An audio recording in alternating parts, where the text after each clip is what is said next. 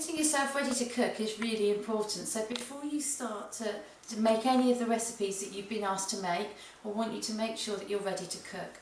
The first thing you need to do is, if you've got an apron at home, find an apron, a clean apron, and put it on.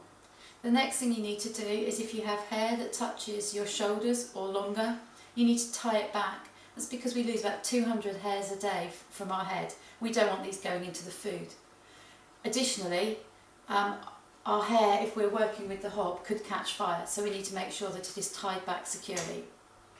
The next thing you need to do is to remove any nail varnish or jewellery. We wouldn't want nail varnish or bacteria that lurks in jewellery getting into our food. And the last thing I'd like you to do, for getting you ready to cook, is washing your hands. You need to wash your hands carefully with some hot water and some soap to make sure that they're clean.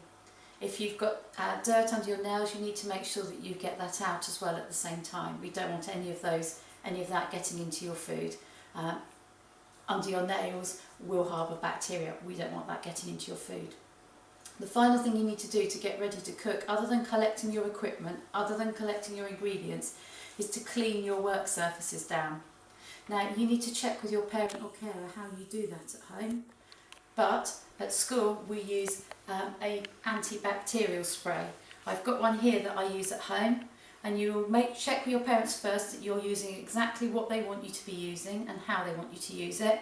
But at school you would spray some of the antibacterial spray on the surface, and then taking a dishcloth, a dish that you would use to maybe wipe dishes or wipe the surfaces down with, and you wipe that over.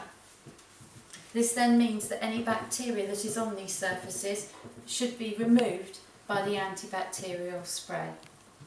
I want you to make sure that you get all of these steps done before you start cooking. Thank you very much.